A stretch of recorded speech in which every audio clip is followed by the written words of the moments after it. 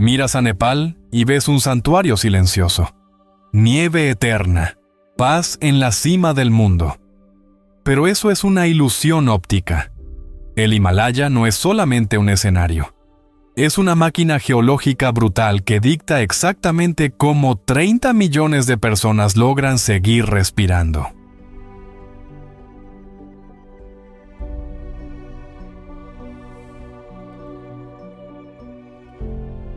Aprieta metrópolis enteras dentro de valles sofocantes. Aísla aldeas de una forma tan severa que el país se ve obligado a hablar más de 100 idiomas distintos solo para que el comercio funcione.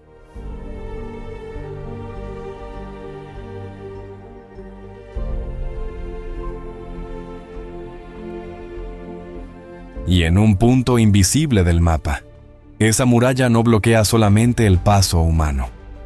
Bloquea el propio cielo, creando un pedazo de tierra tan aislado del clima que el agua sencillamente dejó de existir.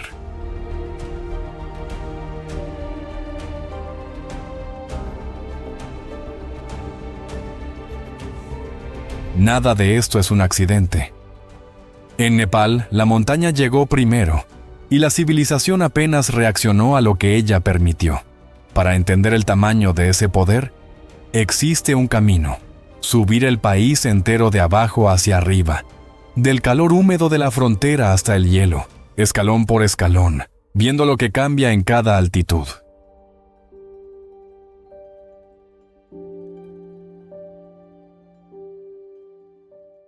Nepal es un país apenas más grande que Grecia.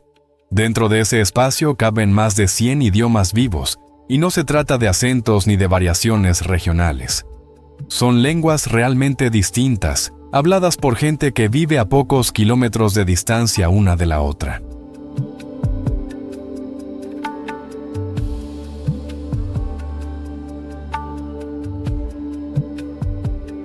El motivo es físico. Los valles son demasiado profundos para cruzarlos a pie, y las crestas son demasiado altas para rodearlas. Durante miles de años, vecinos separados por una montaña nunca llegaron a encontrarse, y cada valle terminó creando su propia lengua.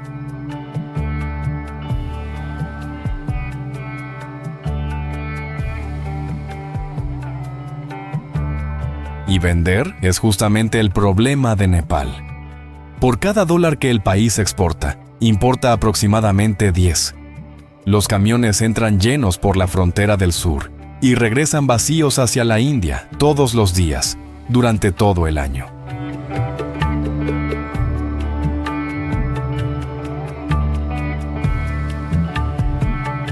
La causa también es el relieve. No existe espacio plano para levantar parques industriales grandes, y las laderas sufren deslizamientos todos los años, lo que vuelve casi imposible construir ferrocarriles pesados. Sin industria y sin rieles, el país depende de la India para el combustible y para casi todo lo que se fabrica.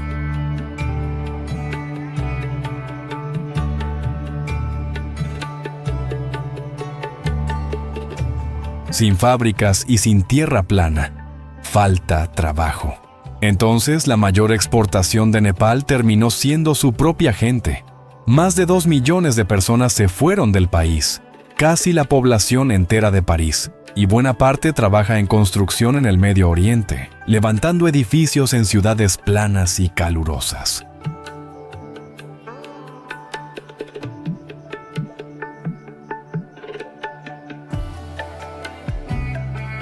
El dinero que ellos mandan de vuelta es lo que sostiene al país de pie.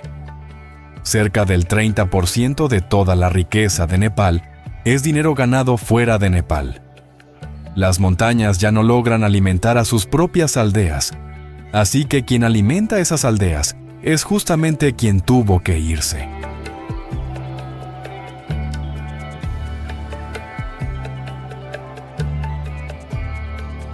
Y todo lo que necesita espacio en Nepal ocurre en esa franja plana del sur.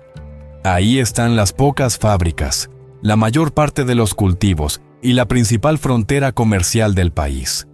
Ahí también gobiernos extranjeros invirtieron miles de millones en templos en el lugar de nacimiento de Buda, porque solo ahí había suelo suficiente para construir.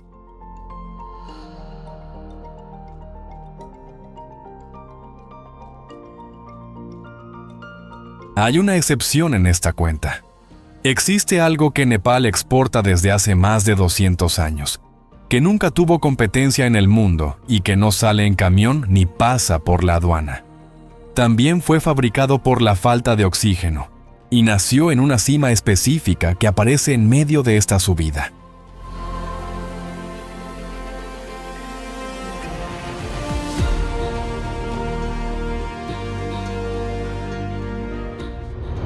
Este es el segundo video de la serie sobre el Himalaya.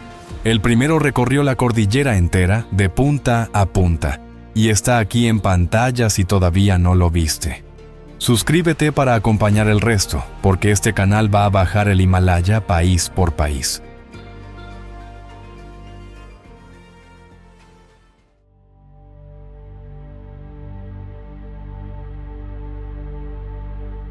Bir Gunj está en la frontera con la India, en el punto más bajo y más caluroso de Nepal.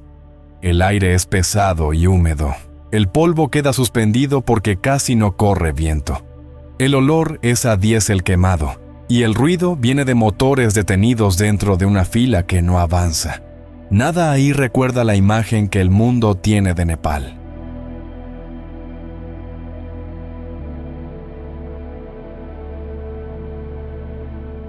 Hacia el norte no hay paso fácil. La cordillera cierra la frontera con China en casi toda su extensión, y las pocas carreteras que suben por ahí son angostas, altas, y quedan bloqueadas por nieve o por deslizamientos durante buena parte del año.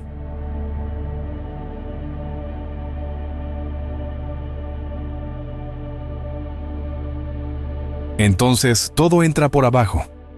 El combustible que mueve al país, el cemento que construye las ciudades, las medicinas, los vehículos y el arroz que falta en la producción local. Todo atraviesa esta llanura caliente, y por eso Bir Gunj funciona como la puerta de entrada de Nepal.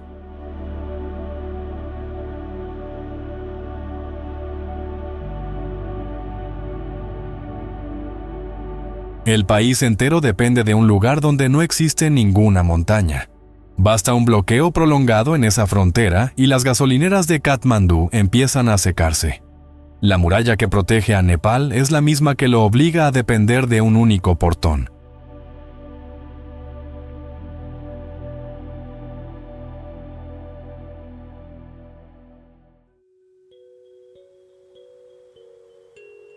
Más de 1000 metros arriba de la llanura, el paisaje cambia por completo. El calor de la frontera desaparece, el verde se vuelve más oscuro y el terreno se abre en una cuenca ancha rodeada de cerros altos por todos lados. Ese es el Valle de Katmandú.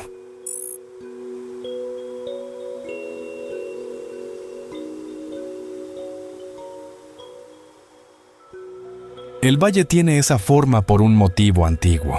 Alguna vez fue un lago. Cuando el agua se drenó, quedó un fondo plano y fértil en medio de las montañas, y fue ahí donde se concentró la civilización de Nepal.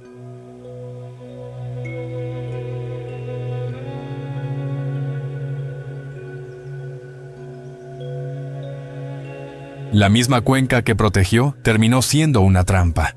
Las montañas alrededor mantienen el aire quieto dentro del valle, y la contaminación de una metrópolis entera no consigue salir. En muchos días del año el humo queda atrapado y cubre los cerros que rodean la ciudad.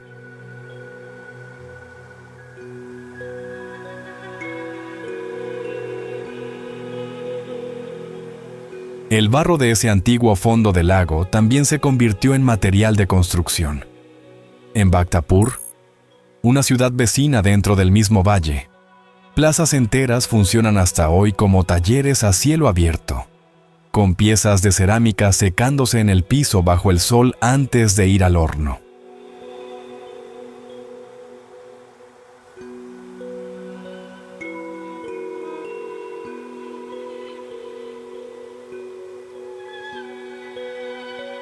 En 2015, Un terremoto fuerte derribó miles de edificios recientes en la región, pero buena parte de las estructuras de madera y ladrillo del siglo XV siguió de pie. Fueron hechas con ensambles sin clavos, lo que permite que la construcción se balancee sin partirse. Eso no era decoración, era una respuesta al movimiento del suelo.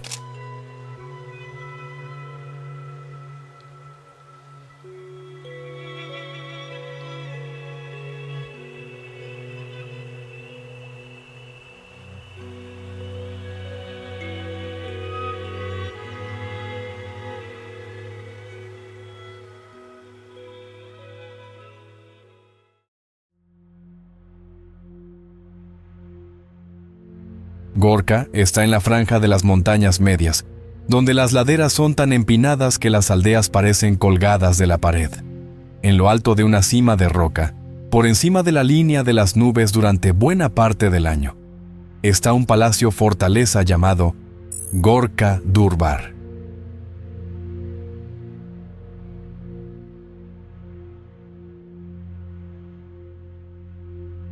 Llegar hasta ahí exige subir cientos de escalones de piedra. Fue esa dificultad la que convirtió al lugar en una posición militar casi imposible de atacar, y de ahí salió la fuerza que unificó decenas de reinos pequeños en un solo país.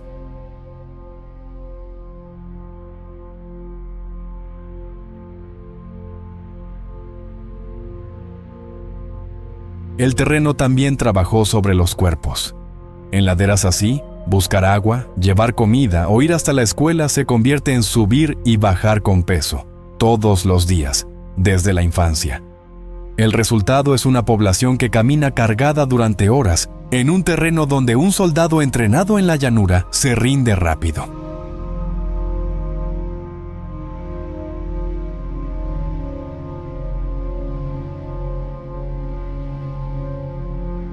Esa rutina se transformó en fama militar. En 1814, el ejército británico entró en guerra con Nepal y encontró una resistencia que no esperaba. El conflicto terminó en tratado, y poco después los propios británicos empezaron a reclutar soldados nepaleses para servir en sus filas.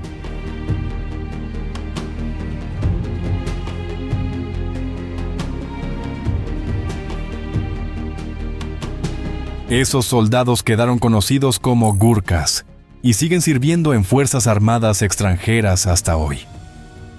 Los salarios y las pensiones que reciben regresan en millones de dólares por año a las aldeas de esas montañas.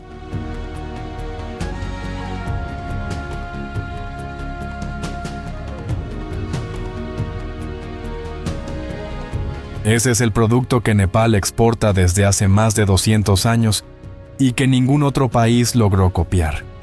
No salió de una fábrica y no depende de carreteras.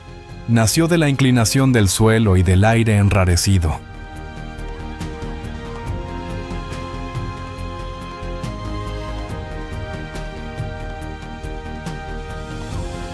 Y ese mismo distrito le dio nombre a la mayor tragedia reciente del país.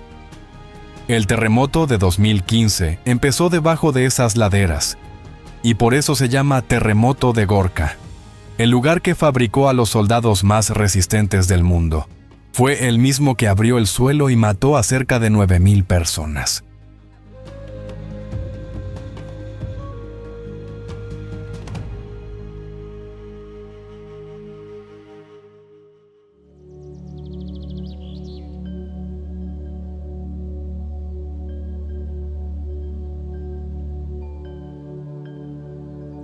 Pokhara es una ciudad construida a la orilla de un lago de agua tibia, rodeado de vegetación verde y con clima templado.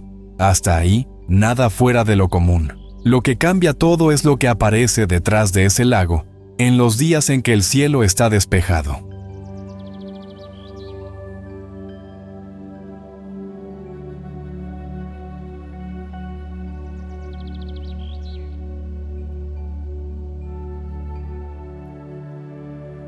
El macizo de la Annapurna se levanta ahí sin transición. No existe esa secuencia de cerros medianos que sube de a poco, como en la mayoría de las cadenas montañosas del mundo. el agua tibia del lago y la pared de hielo de 8.000 metros quedan prácticamente lado a lado.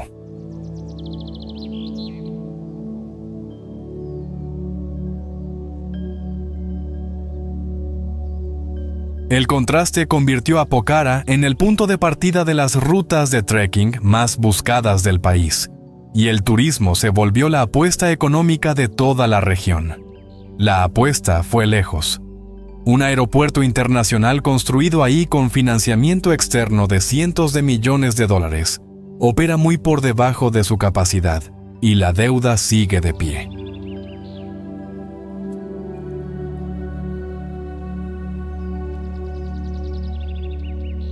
Y esa misma pared que atrae al mundo entero hace otra cosa, mucho más grande, que casi nadie percibe desde este lado. Detiene las nubes. Todo el aire húmedo que sube desde el sur choca contra ella y descarga la lluvia antes de lograr cruzar hacia el otro lado.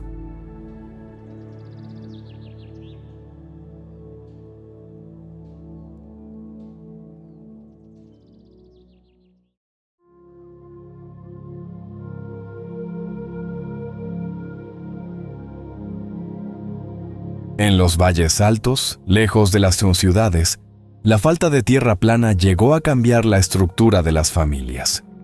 En algunas regiones remotas del Himalaya, existe un arreglo llamado poliandría fraterna, en el que una mujer se casa con todos los hermanos de una misma familia.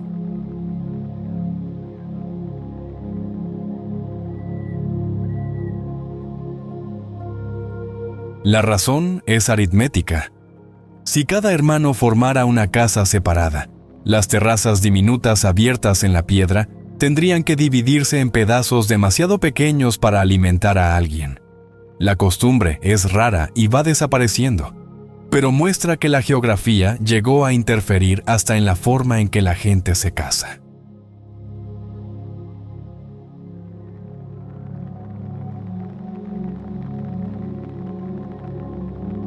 La montaña también se metió en la religión. En Nepal, el hinduismo y el budismo se mezclaron a tal punto que la frontera entre los dos casi desapareció. Es común ver a la misma persona hacer una ofrenda a un dios hindú y girar una rueda de oración budista en el mismo lugar.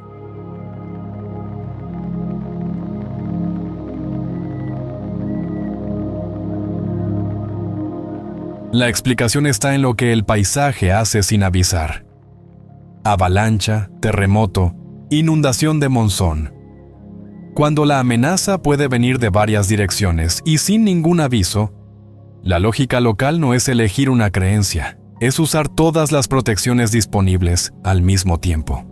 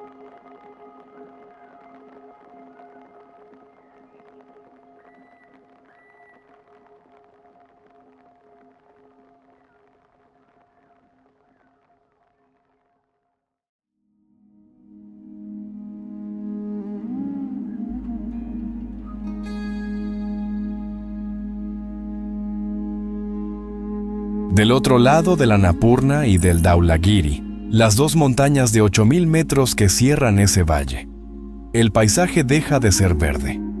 En las regiones de Manang y de Mustang, el suelo es marrón y rojo, seco y agrietado, y llueve poquísimo durante todo el año.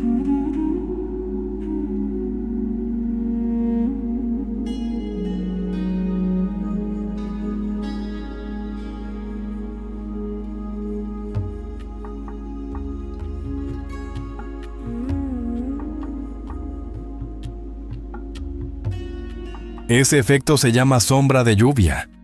Las montañas de 8.000 metros funcionan como un techo.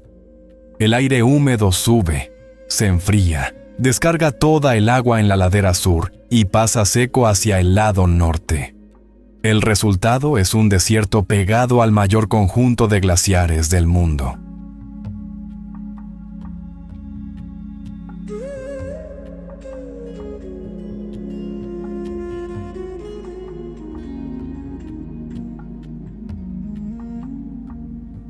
Imagina que cruzas el corredor del río Kali Gandaki temprano en la mañana, uno de los desfiladeros más profundos del planeta, con montañas de 8,000 metros a los dos lados.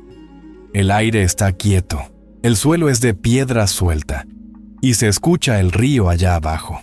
Cerca del mediodía, algo cambia. El viento empieza y ya no para más.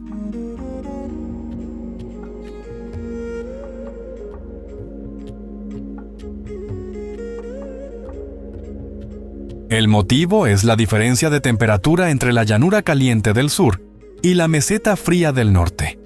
El desfiladero funciona como un tubo entre las dos, y el aire es succionado por él con una fuerza que levanta polvo, empuja a las personas e impide que los aviones vuelen ahí por la tarde.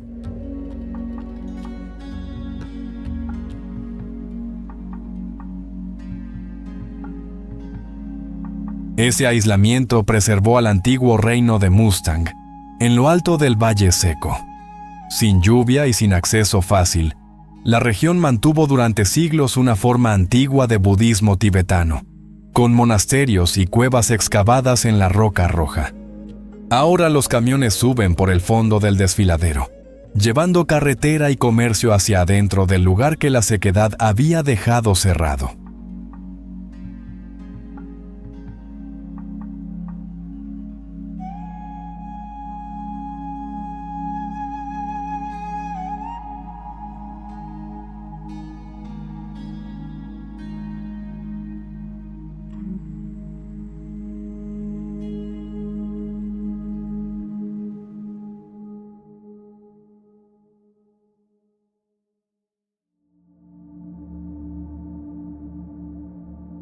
Por encima de los 4,700 metros, dentro del Parque Nacional de Sagarmatha, existe una secuencia de 6 lagos de agua turquesa rodeados de piedra gris y de hielo. Son los lagos Gokyo, alimentados por el deshielo de los glaciares.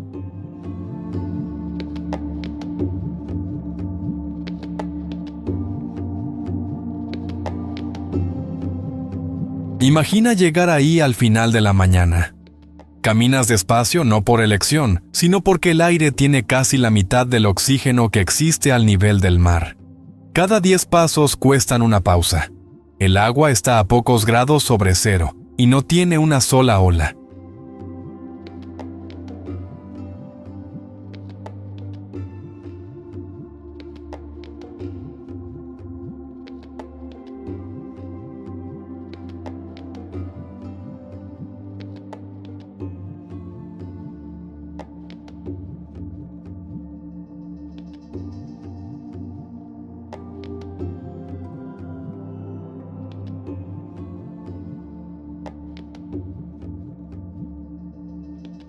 A pocos valles de distancia, ese mismo hielo se convirtió en otra cosa. En el campamento base del Everest, encima del glaciar de Khumbu, miles de carpas de colores se esparcen sobre la roca y sobre el hielo sucio de polvo, formando una ciudad temporal en cada temporada de escalada.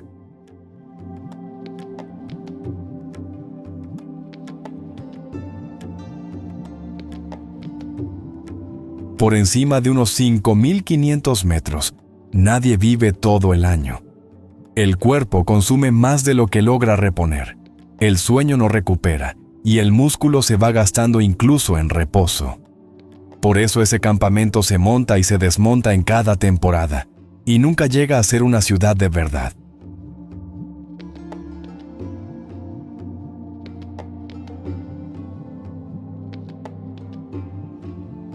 Existe gente que aguanta más. Los Sherpas viven desde hace muchas generaciones en gran altitud, y su cuerpo aprovecha mejor el poco oxígeno disponible. Casi toda la operación de la montaña depende de ellos, desde el oxígeno embotellado hasta las cuerdas fijadas en el hielo.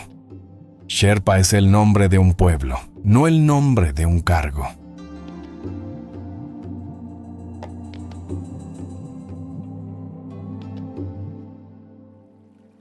Y eso tiene precio. Solo el permiso del gobierno para intentar la cumbre cuesta más de $10,000 por persona, y una expedición completa queda entre $50,000 y $100,000, el valor de un auto deportivo nuevo saliendo del concesionario.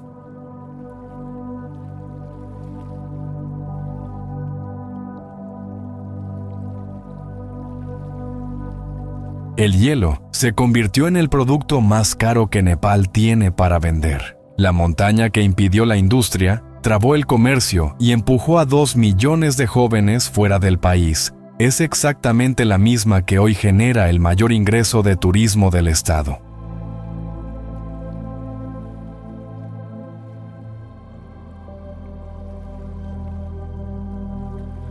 Y quien vive ahí no baja cuando termina la temporada. Las aldeas del Khumbu siguen funcionando en invierno, con la escuela abierta y casas siendo reparadas a una altitud donde la mayoría de los visitantes solo aguanta algunas semanas. Para quien llega, la montaña es un destino. Para ellos es una dirección.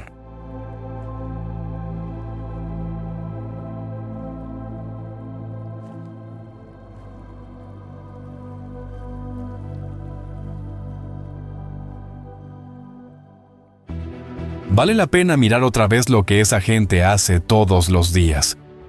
Abrir terrazas en la piedra a golpe de azadón, cargar ladrillos y arroz en la espalda por senderos que suben 1000 metros.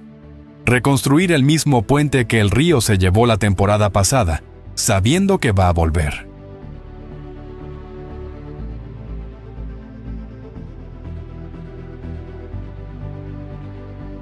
Nada de eso fue una elección. Son respuestas a un lugar que nunca ofreció condiciones fáciles y que aún así se volvió casa para 30 millones de personas. Las placas siguen empujando, la lluvia sigue raspando y esa gente sigue levantándose temprano y sembrando de nuevo.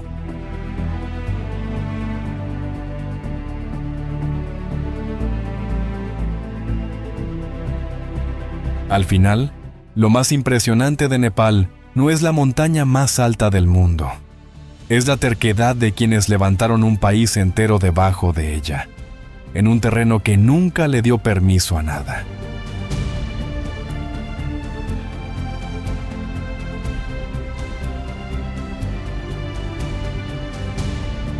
Y esa muralla tiene 2 lados. Del otro empieza el Tíbet, y hacia allá sube este canal en el próximo episodio. Suscríbete para ir con nosotros.